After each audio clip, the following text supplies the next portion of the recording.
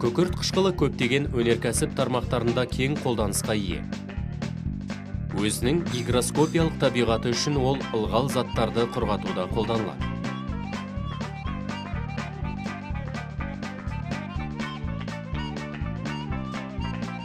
Ол сонымен қатар өзге маңызды қышқылдардың өндірісінде пайдаланылады.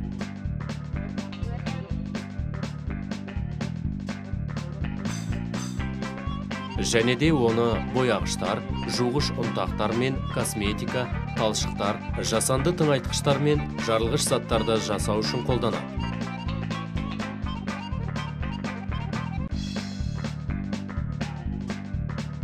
Оған қоса күкірт қышқылын майларды, керосин мен парафинді тазарту мен автокөлік аккумуляторларын толтыру үшін пайдаланады.